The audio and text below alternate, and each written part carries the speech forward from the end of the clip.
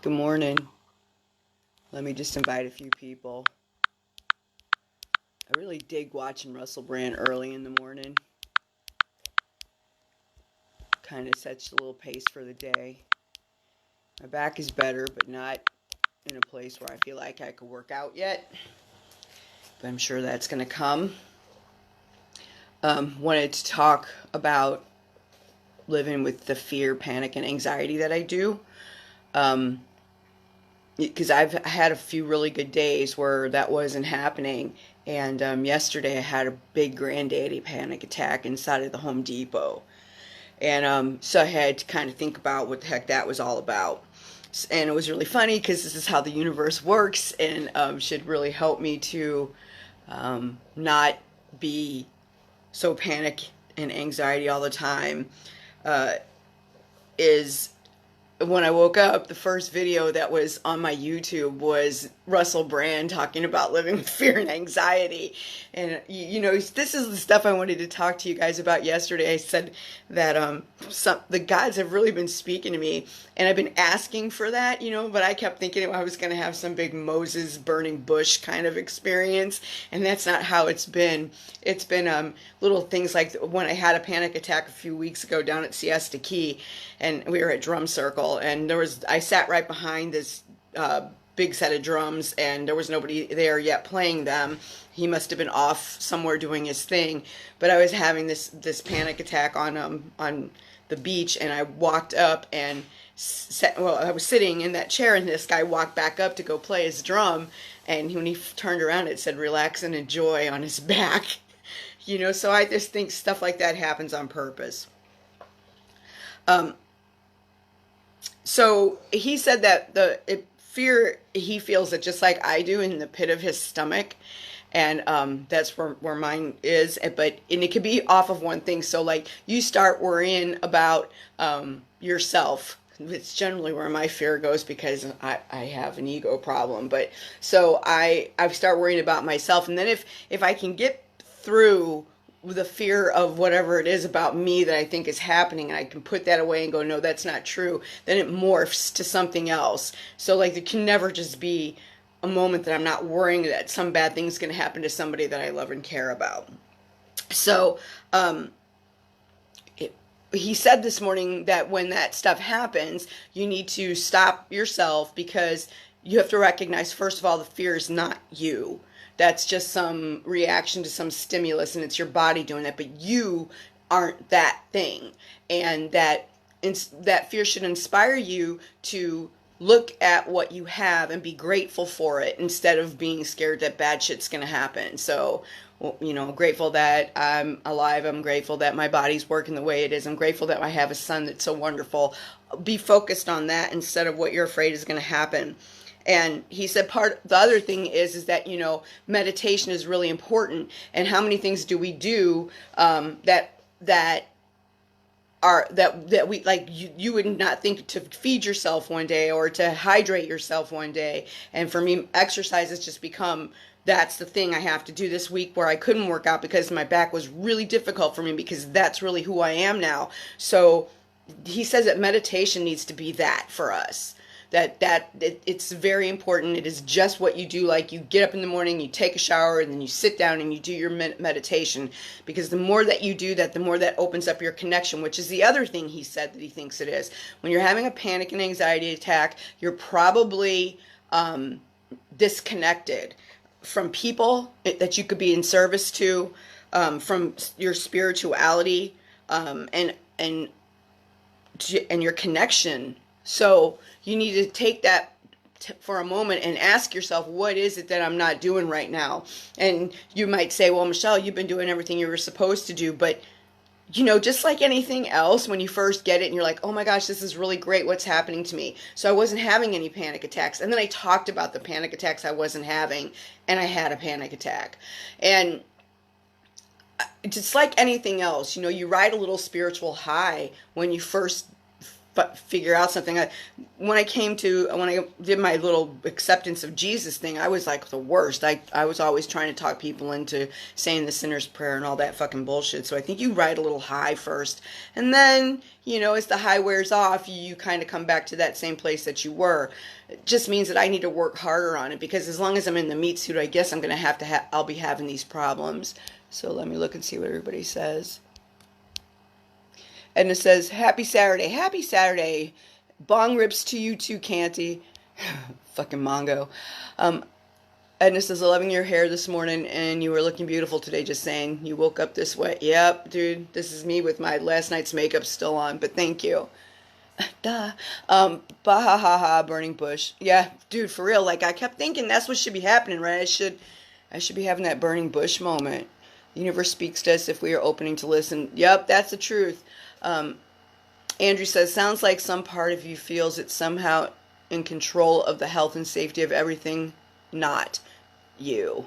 That's illogical. The only thing you can control is you. Well, yeah, I don't know. It's so stupid. I mean, I did it for as long as I can remember. I would sit and look out the window, waiting for my dad and mom to come home from work if they were running late and didn't call anybody. In this age of cell phones and social media, we're really connected. It's no good reason to feel that way.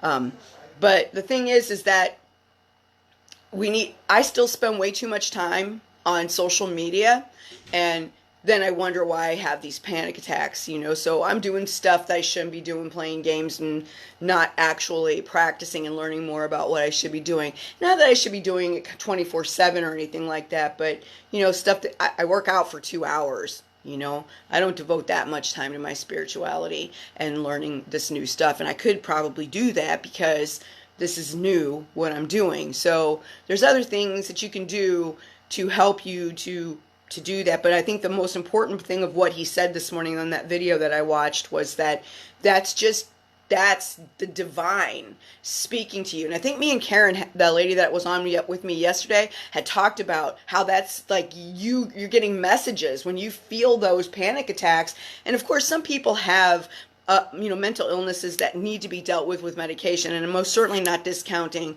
mental illness in any event, because I know it's a real thing that medicine can help it.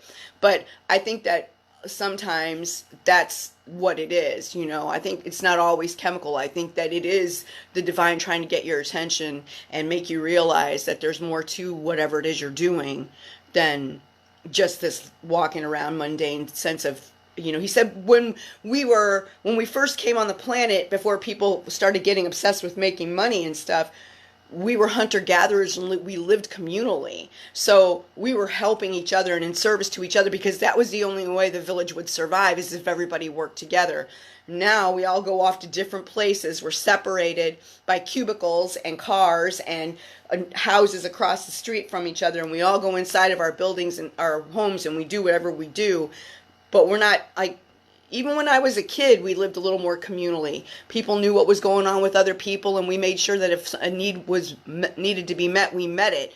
You know, people would leave money, people would help take care of other people's kids, people would pass clothes and stuff down. We would be out on a Saturday night. All the parents would be out on the street, you know, at one parent's house, sitting on the porch while the kids were playing kickball. It was a whole different world, and we don't live that way anymore. So that also sets us up for those stresses and anxieties and panics, because then you start to think nobody does care, because we're so separated from each other and from our source. And we need to move towards living that way as best we can. I mean, I understand we all have things to do and jobs and stuff, but look for people every day. That's your challenge today. And then I'm going to put this out there on my page too, and I want you guys to come back and tell me, because I'm going to do it as well. I don't know if we're going to go anywhere or do anything today, so it might be a little hard for me to do that, but I know that I probably can figure out how to do something for somebody today, even if it's just for Bob, bringing him a drink of water while he's outside working on his woodwork or whatever. You know, find somebody that you can be in service to. And then I want you to also find somebody that you can encourage today that might be going through some shit. You don't have to go hang out at somebody's house or anything. Pick up the phone, do a FaceTime with them, send them a text message, do something to let them know that you're thinking of them, because that's really important. And sometimes just little reaching out, things like that, changes my whole perspective and my whole day. Andrew says, I have to watch my social media time too. It's psychologically found, psychology, it causes anxiety to be checking our social media. Yep. Canty says, I've been on social media entirely too much. I have to plan to start using it for positivity and yep, that's true. And Casey says, being present is difficult. I'm learning not to borrow trouble from the future. Yeah, that's important, Casey. One of the anxiety symptoms, I think you can outthink the issue. Yep. If you worry about every possible scenario, then you'll be able to handle it when it happens, right? Yeah, but that's, I don't know. I don't know if that's true, but when it actually happens, if you've worn yourself out and when the shit actually hits the fan, you will still freak out anyway. Yep. Don't borrow trouble from the future. It's going to come either way. That's right. And Andrew says our media has been guided to make us afraid of our neighbors. Yeah, and that's another thing, we really need to get to know people on either side of us. And they may not be your favorite people in all the wide world, but you need to have that camaraderie. My neighbors on either side of me are fucking amazing people. And when I need something, I can go to either side. They know the situation with Leon and when Bob's not there and that I need help because I've got young men in the house and young men are a pain in the ass. But both of those people on either side, all I got to do is make a call. And that's all they have to do with me, too. When they need something from me, we meet a need in each other. It's really important to find your commonality with your neighbor so that you start to understand that your neighbor is not your enemy. Whatever color, race, creed, sexuality, whatever. You need to know those people and they need to know you, because it makes it really easy for everybody to pay attention and know when some weird stuff is going on where you might need help, where you can't articulate it. It's really important.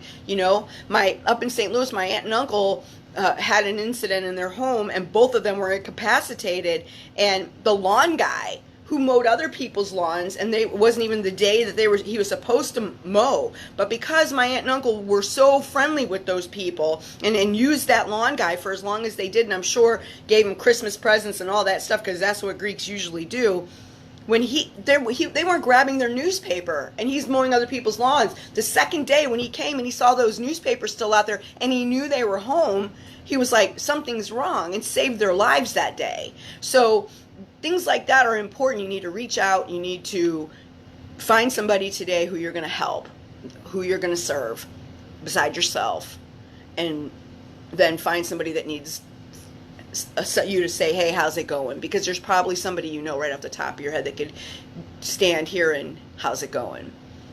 And I'm not exercising. I'm going to do some Kundalini yoga after I have some breakfast, take my vitamins, and that's what I'm doing today. Drank myself into oblivion last night. We went to bed really early. All right, I hope you guys have a good day. Share this video. Peace.